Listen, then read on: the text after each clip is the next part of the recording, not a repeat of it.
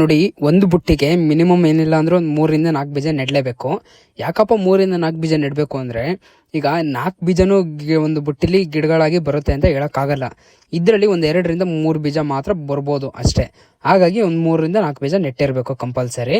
ನಿಮ್ಮ ತಲೆಯಲ್ಲಿ ಓಡ್ಬೋದು ಪ್ರಶ್ನೆ, ಏನಕ್ಕೆ ಒಂದು ಗಿಡಕ್ಕೆ 4 ಬೀಜ ನೆಟ್ಟಿ ಒಂದೇ ಗಿಡನಲ್ವಾ ಬೆಳೆಸೋದು ಒಂದು ಬುಟ್ಟಿಲಿ ಅಂತ. ಯಾಕಂದರೆ ಈಗ ಎಲ್ಲ ಬುಟ್ಟಿಗೂ ಕೂಡ ಊರ್ತಾ ಕೂತ್ಕೊಂಡ್ರೆ ಆಗೋದಿಲ್ಲ ಒಂದೊಂದೇ ಬೀಜನ. ಹಾಗಾಗಿ ಈಗ 1000 ಬುಟ್ಟಿ ಇದ್ದಾವೆ ಅಂದರೆ ಆ 1000 ಬುಟ್ಟಿಗೆ 2-2, 3-3, 4-4 ಬೀಜ ನೆಟ್ಟಿದ್ರೆ ಅದರಲ್ಲಿ ಒಂದೊಂದು ಬುಟ್ಟಿಲಿ 2-3 ಗಿಡ ಬಂದಿರ್ತವೆ. ಆ ಬಂದಿರೋಂಥ ಸಸಿಗಳನ್ನ ಕಿತ್ಬಿಟ್ಟು ಈಗ ಪಕ್ಕದ ಗಿಡಗಳಿಗೆ ಎಲ್ಲದಕ್ಕೂ, ಪಕ್ಕದ ಬುಟ್ಟಿಗಳಿಗೆ ಎಲ್ಲದಕ್ಕೂ ಕೂಡ ನೆಡ್ಬೋದು. ಅವಾಗ ಗಿಡಗಳ ಬೆಳೆಯೋಕ್ಕೆ ತುಂಬ ಈಸಿ ಆಗುತ್ತೆ. ಹಾಗಾಗಿ ನಾವು ಈ ಥರನ ಮಾಡ್ತಾಯಿದ್ದೀವಿ. Good morning everyone, welcome back to my channel. ಇವತ್ತಿನ ವಿಷಯ ಏನಪ್ಪ ಅಂದರೆ, ನಾನು ರೀಸೆಂಟ್ ವಿಡಿಯೋದಲ್ಲೇ ಕೂಡ ಹೇಳಿದ್ದೆ, ಮತ್ತು ನಿಮಗೆ ಈಗ ಸ್ಟಾರ್ಟಿಂಗ್ ನೋಡಿದ ತಕ್ಷಣ ಕೂಡ ಗೊತ್ತಾಗಿರುತ್ತೆ ಸಿಲ್ವರ್ ಬುಟ್ಟಿನ ನಿಲ್ಲಿಸ್ತಾ ಇದ್ದೀವಿ ಅಂತ. ಹಾಗಾಗಿ ಬನ್ನಿ ಈ ವಿಡಿಯೋದಲ್ಲಿ ಕಂಪ್ಲೀಟ್ ಡೀಟೇಲ್ಸ್ನ ತಿಳಿಸ್ಕೊಡ್ತೀನಿ. ಸಿಲ್ವರ್ ಬೆಳೆಯೋದು ಹೇಗೆ ಮತ್ತು ಬೀಜ ಹೇಗೆ ಸಿಗುತ್ತೆ ಅನ್ನೋದು ಕೂಡ ತಿಳಿಸ್ಕೊಡ್ತೀನಿ. ಮತ್ತು ಯಾಕೆ ಅಂದರೆ ಎಲ್ಲರಿಗೂ ಕೂಡ ಗೊತ್ತಿರೋಂಥ ವಿಷಯನೇ. ಮತ್ತು ರೀಸೆಂಟ್ ವಿಡಿಯೋದಲ್ಲಿ ಕೂಡ ಒಬ್ಬರು ಕೂಡ ಕಮೆಂಟ್ನು ಕೂಡ ಹಾಕಿದ್ರು, ಸಿಲ್ವರ್ ಗಿಡ ಬೆಳೆಯೋದು ಹೇಗೆ ಏನು ಅಂತ ಒಂದು ಮಾಡಿಕೊಡಿ ಅಂತ. ಹಾಗಾಗಿ ವಿಡಿಯೋನ ಮಾಡ್ತಾ ಇದ್ದೀನಿ. ನಾನು ಇವಾಗ ನಿನ್ನೆ ಹೇಳಿದ್ದೆ ರೀಸೆಂಟ್ ವಿಡಿಯೋದಲ್ಲೂ ಕೂಡ, ಮೆಸ್ ತರಬೇಕೆ ಸಕಲೇಶ್ಪುರಕ್ಕೆ ಹೋಗ್ತಾ ಇದ್ದೀನಿ ಅಂತ ಹೇಳ್ಬಿಟ್ಟು. ಇವಾಗ ನೋಡಿ ಮೆಸ್ನು ಕೂಡ ತಂದು ಈಗ ಎಲ್ಲ ಕೂಡ ರೆಡಿ ಮಾಡಿ ಬಿಡೋಕ್ಕೆ ಶುರುನ ಮಾಡಿದ್ದೀನಿ. ನೀವು ಈ ವಿಡಿಯೋದಲ್ಲಿ ನೋಡ್ತಾ ಇರ್ಬೋದು, ಗ್ರೀನ್ ಕಲರ್ ಮೆಸ್ನ ತಂದಿದ್ದೀನಿ. ಯಾಕಂದರೆ ತೆಂಗಿನ ಗರಿನ ಹಾಕ್ಬೋದಿತ್ತು, ತೆಂಗಿನ ಗರಿ ಹಾಕೋಕ್ಕೆ ಸ್ವಲ್ಪ ತೆಂಗಿನ ಗರಿ ಇರಲಿಲ್ಲ. ಆ ಕಾರಣಕ್ಕೆ ಮೆಸ್ ತೊಗೊಬಂದ್ಬಿಟ್ಟು ಇವಾಗ ಎಲ್ಲನೂ ಕೂಡ ನೀಟಾಗಿ ಮೇಯಕ್ಕೆ ಹಾಸ್ಕೊಬಿಟ್ಟು ಈಗ ಇದನ್ನು ಬಿಗಿಯಾಗಿ ಕಟ್ಟಬೇಕು. ಯಾಕೆ ಬಿಗಿಯಾಗಿ ಕಟ್ಟಬೇಕು ಅಂದರೆ, ಎಲ್ಲರಿಗೂ ಕೂಡ ಗೊತ್ತಿರೋದೆ, ಗಾಳಿ ಬಂದಾಗ ಮೆಸ್ ಹಾರೋಗೋ ಚಾನ್ಸಸ್ ಇರುತ್ತೆ. ಯಾಕಂದರೆ ಲೈಟ್ ವೆಯ್ಟ್ ಇರುತ್ತಲ್ಲ, ಹಂಗಾಗಿ ನೋಡಿ ಬಿಗಿಯಾಗಿ ಎಲ್ಲ ಕಡೆನೂ ಕೂಡ ತಂತಿಲಿ ನೀಟಾಗಿ ಕಟ್ಕೋಬೇಕು ಸುತ್ತಕ್ಕೂ. ಮತ್ತು ಈಗ ನಾವು ಮತ್ತೆ ಗಾಳಿ ಕೂಡ ಹಾಡಬೇಕಲ್ಲ, ಹಾಗಾಗಿ ಈಗ ಓಪನ್ ಕೂಡ ಬಿಟ್ಕೊಂಡಿದ್ದೀವಿ ಒಂದೊಂದು ಸೈಡ್. ಈಗ ಇನ್ನು 3 ಸೈಡ್ ಕೂಡ ಕವರ್ನ ಮಾಡಿದ್ದೀವಿ. ಯಾಕಂದರೆ ಈಗ ಮೆಸ್ ಮತ್ತು ಬಿಸಿಲು ಸಿಕ್ಕಾಪಟ್ಟೆ ಇರೋದ್ರಿಂದ ಹೆವಿ ಹೀಟ್ ಕೂಡ ಬರುತ್ತಲ್ಲ, ಸ್ವಲ್ಪ ಟೆಂಪ್ರೇಚರ್ ಜಾಸ್ತಿ ಇರೋದ್ರಿಂದ ಹಾಗಾಗಿ ಒಂದು ಸೈಡ್ ಕೂಡ ಓಪನ್ ಕೂಡ ಬಿಟ್ಕೊಂಡಿದ್ದೀವಿ. ನೋಡಿ ಇವಾಗ ನಾವು ಎಲ್ಲ ಕೂಡ ಕಂಪ್ಲೀಟಾಗಿ ಎಲ್ಲ ಕಟ್ಟಿ ಮುಗಿಸಿದ್ದೀವಿ. ಮತ್ತು ಮೆಸ್ ಏನಾದರೂ ಅಪ್ಪಿತಪ್ಪಿ ಮಳೆ ಬಂದರೂ ಕೂಡ ನೀರೆಲ್ಲೂ ಕೂಡ ನಿಲ್ಬಾರ್ದು ಅಂತ ಹೇಳ್ಬಿಟ್ಟು ಒಳಗಡೆಯಿಂದನೂ ಕೂಡ ಸ್ವಲ್ಪ ಬಿಗಿಯಾಗಿ ಕೋಲ್ನು ಕೂಡ ಎಲ್ಲ ಕೊಟ್ಟಿದ್ದೀವಿ. ಕೆಳಕ್ಕೆ ಜೋತಾಡಬಾರ್ದು ಒಳಗಡೆ ಅಂತ ಕೂಡ ನೋಡ್ಬೋದು ನೀವು ಯಾವ ಥರ ಮಾಡಿದ್ದೀವಿ ಅಂತ ವಿಡಿಯೋದಲ್ಲಿ ಕಾಣ್ತಾ ಇದೆ. ಈಗ ನೋಡಿ ಈ ಕಡೆ ಸೈಡ್ ಮೇಲ್ಗಡೆ ಎಲ್ಲ ಕವರ್ ಮಾಡಿದ್ದೀವಿ. ಯಾಕಂದರೆ ಗಾಳಿ ಕಡೆ ಬೀಸುತ್ತೋ ಆ ಕಡೆ ಮಾತ್ರ ಓಪನ್ ಮಾಡೋಕ್ಕೆ ಬಿಟ್ಟು, ಗಾಳಿ ಬೀಸ್ತಿದ್ದ ಕಡೆ ಎಲ್ಲ ಕ್ಲೋಸ್ ಮಾಡಿದ್ದೀವಿ. ಮತ್ತೆ ಈ ಥರ ಕ್ಲೋಸ್ ಮಾಡಿರೋದ್ರಿಂದ ನಮಗೆ ಬಿಸಿಲು ಕೂಡ ಏನು ಹೊಡೆಯೋದಿಲ್ಲ. ಈ ಕಡೆ ಸೈಡಿಂದನೇ ನಮಗೆ ಸಿಕ್ಕಾಪಟ್ಟೆ ಬಿಸಿಲು ಬರೋದು. ಹಾಗಾಗಿ ಈಗ ಸೂರ್ಯ ಹುಟ್ಟೋ ಕಡೆ ಮತ್ತು ಸೂರ್ಯ ಮುಳುಗೋ ಕಡೆನೂ ಕೂಡ ಕ್ಲೋಸ್ ಮಾಡ್ಕೊಂಡಿದ್ದೀವಿ. ಇನ್ನು ಆ ಕಡೆ ಈಸ್ಟ್ ವೆಸ್ಟ್ ಕ್ಲೋಸ್ ಆಗಿದೆ. ಇನ್ನು ನಾರ್ತ್ ಸೌತಲ್ಲಂತೂ ನಾವು ಓಪನ್ನೇ ಬಿಟ್ಟಿದ್ದೀವಿ. ಯಾಕಂದರೆ ಈ ಕಡೆ ಬಂದಿದ್ದ ಗಾಳಿ ಈ ಕಡೆ ಹೋಗಿ ಪಾಸ್ ಆಗಬೇಕಲ್ಲ. ಹಾಗಾಗಿ ಈಗ ನಾವು ಮೆಣಸಿನ ಬೀಳು ಏನಾದರೂ ನಿಲ್ಲಿಸ್ತಾ ಇದ್ದಿದ್ರೆ, ಯಾಕಂದರೆ ಅದಕ್ಕೇನು ನಾವು ಕೈ ಥರ ಎಲ್ಲ ಫುಲ್ ಓಪನ್ ಮಾಡಬೇಕು ಅಂತ ಏನಿರಲಿಲ್ಲ, ಫುಲ್ ಕ್ಲೋಸ್ನೇ ಮಾಡಬೇಕಾಗಿತ್ತು. ಯಾಕಂದರೆ ಮೆಣಸಿನ ಬೀಳು ಸೆಕೆಯಲ್ಲಿ ಅದು ಚಿಗುರು ಬರೋದಲ್ಲ. ಹಾಗಾಗಿ ಈಗ ಸಿಲ್ವರ್ ಗಿಡ ಆಗಿರೋದ್ರಿಂದ ಅದಕ್ಕೂ ಸ್ವಲ್ಪ ಗಾಳಿ ಮತ್ತು ಸನ್ಲೈಟ್ ಎಲ್ಲ ಬೀಳಬೇಕಲ್ಲ, ಹಂಗಾಗಿ ಈಗ ಓಪನ್ನೇ ಬಿಟ್ಕೊಂಡಿದ್ದೀವಿ ಒಂದೊಂದು ಸೈಡ್. ಆಮೇಲೆ ನಾವು ಈಗ ಬುಟ್ಟಿನ ತುಂಬಕ್ಕೆ ಶುರು ಮಾಡೋಣ ಅಂತ ಹೇಳ್ಬಿಟ್ಟು ಮಣ್ಣೆಲ್ಲ ಕೂಡ ಎಲ್ಲ ಉಡಿ ಮಾಡ್ಕೊಂಡು ಎಲ್ಲ ಸ್ವಲ್ಪ ಎಲ್ಲ ಫುಲ್ ಡ್ರೈ ಆಗಿದ್ದರಿಂದ ಸ್ವಲ್ಪ ಸ್ವಲ್ಪ ನೀರು ಹಾಕೋಬಿಟ್ಟು ಹಾಗೆ ನೆನೆಸ್ಕೊಬಿಟ್ಟಿದ್ದೀವಿ. ಸಿಕ್ಕಾಪಟ್ಟೆ ನೆನೆಸ್ಬಾರ್ದು ನೀರು ಹಾಕ್ಬಿಟ್ಟು ಮಣ್ಣನ್ನು ನೋಡಿ ಲೈಟಾಗಿರಬೇಕು ಅಷ್ಟೇ. ಯಾಕಂದರೆ ಬುಟ್ಟಿ ತುಂಬಕ್ಕೆ ನೀಟಾಗಿ ನಮಗೆ ಚೆನ್ನಾಗಿ ಆಗಬೇಕಲ್ಲ. ಹಾಗಾಗಿ ಈಗ ಸಿಕ್ಕಾಪಟ್ಟೆ ಡ್ರೈ ಆಗಿ ಧೂಳ್ನಂಗಿದ್ರು ಕೂಡ ಹಿಂಸೆ ತುಂಬಕ್ಕೆ ಆಗೋದಿಲ್ಲ. ಹಾಗಾಗಿ ಈ ಥರ ನೋಡಿ ಲಿಮಿಟಲ್ಲಿ ನೆನೆಸ್ಕೋಬೇಕು. ಆಮೇಲೆ ಕವರ್ನು ಕೂಡ ತೊಗೊಬಂದಿದ್ದೀವಿ.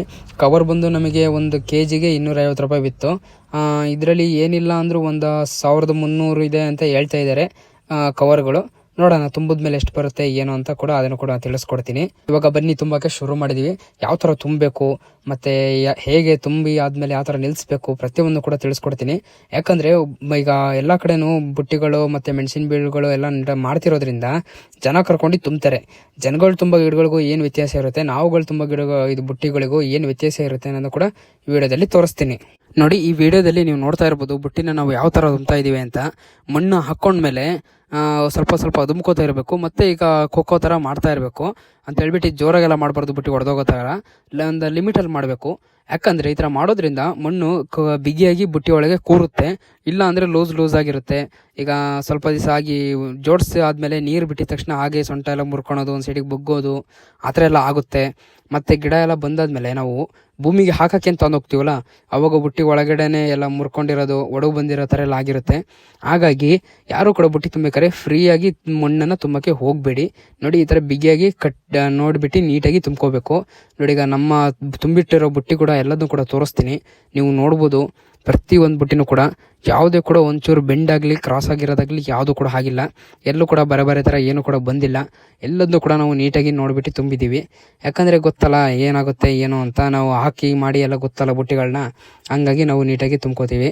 ಮತ್ತು ಈಗ ಲಕ್ಷಾಂತರ ಗಿಡಗಳನ್ನೆಲ್ಲ ಮಾಡ್ತಾರಲ್ಲ, ಅವರೆಲ್ಲ ಜನಗಳ ಕರ್ಕಲ್ಲಿ ತುಂಬಿಸ್ತಾರೆ. ಆವಾಗ ಬುಟ್ಟಿಗಳು ಸ್ವಲ್ಪ ಡ್ಯಾಮೇಜು ಆ ಥರ ಎಲ್ಲ ಥರನೂ ಕೂಡ ಇರುತ್ತೆ. ಅದು ಏನೂ ಮಾಡೋಕ್ಕಾಗೋದಿಲ್ಲ. ನಾವೆಲ್ಲ ಅಲ್ಪ ಸ್ವಲ್ಪ ಮಾಡೋರೆಲ್ಲ ನೀಟಾಗಿ ಎಲ್ಲ ಕೂಡ ಮಾಡ್ಕೊಂಡಿರ್ತೀವಿ. ಈಗ ಬುಟ್ಟಿಗೆ ಮಣ್ಣೆಲ್ಲ ತುಂಬಾದ್ಮೇಲೆ ಮತ್ತಿನ್ನು ಬೇರೆ ಏನು ಕೆಲಸ ಅಷ್ಟೊಂದು ಇರೋದಿಲ್ಲ. ಈಗ ಮೇನ್ ಪಾಯಿಂಟ್ ಏನಪ್ಪ ಅಂದರೆ ಬುಟ್ಟಿಗಳನ್ನ ಲೈನಾಗಿ ನೀಟಾಗಿ ಜೋಡಿಸ್ಕೋಬೇಕು. ಯಾಕಂದರೆ ಬುಟ್ಟಿ ಎಲ್ಲ ಜೋಡಿಸಾದ್ಮೇಲೆ ಆ ಕಡೆ ಈ ಕಡೆಯಿಂದ ಬಂದು ಓಡಾಡೋಕ್ಕೆ ಮತ್ತು ಕೆಲಸ ಮಾಡೋಕ್ಕೂ ಕೂಡ ಅದರೊಳಗೆ ನಮಗೆ ಸ್ವಲ್ಪ ಜಾಗನೂ ಕೂಡ ಬಿಟ್ಕೊಂಡಿರಬೇಕು. ಅದು ಯಾವ ಥರ ಏನೋ ಅನ್ನೋದನ್ನು ಕೂಡ ತೋರಿಸ್ತೀನಿ ವಿಡಿಯೋದಲ್ಲಿ. ನೀವು ಎಲ್ಲ ಕೂಡ ಕಂಪ್ಲೀಟಾಗಿ ಸ್ಕಿಪ್ ಮಾಡ್ದಂಗೆ ನೋಡಿ, ಆವಾಗ ಗೊತ್ತಾಗುತ್ತೆ ಎಷ್ಟೆಷ್ಟು ಅಡಿ ಜಾಗ ಬಿಡಬೇಕು, ಎಷ್ಟೆಷ್ಟು ಬುಟ್ಟಿನ ಲೈನಾಗಿ ನೀಟಾಗಿ ಜೋಡಿಸ್ಬೇಕು ಅನ್ನೋದು ಕೂಡ ಗೊತ್ತಾಗುತ್ತೆ.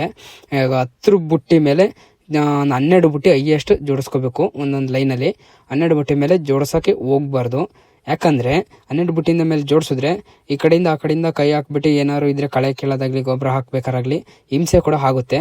ಹಾಗಾಗಿ ಅದ್ರ ಮೇಲೆ ತೀರೋ ಬುಟ್ಟಿನ ಹಿಡ್ಕೊಳಕ್ಕೆ ಹೋಗ್ಬಾರ್ದು. ಆಮೇಲೆ ಇವಾಗ ನೋಡಿ, ನಾವು ಬಂದು ನಮ್ಮ ತೋಟದಲ್ಲಿ ಸಿಲ್ವರ್ ಬೀಜಗಳೆಲ್ಲ ಬಿದ್ದಿದ್ದು, ಇದು ಬಂದು ಬಿಳಿ ಸಿಲ್ವರ್ದ ಬೀಜಗಳು. ಯಾಕಂದರೆ ಬೇರೆ ಕೆಂಪು ಸಿಲ್ವರ್ ಆಗಲಿ ಕಪ್ಪು ಸಿಲ್ವರ್ ಆಗಲಿ ನಾವು ಮಾಡ್ತಾಯಿಲ್ಲ. ಯಾಕಂದರೆ ಸುಳ್ಳನ್ನ ಹೇಳ್ಬಾರ್ದು, ವಿಡಿಯೋ ಮಾಡ್ತಾಯಿದ್ದೀನಿ. ಹಂಗಾಗಿ ನಿಜವಾಗ್ಲೂ ಇದು ಬಿಳಿ ಸಿಲ್ವರ್ನೇ ತೋರಿಸ್ತಾ ಇದ್ದೀನಿ.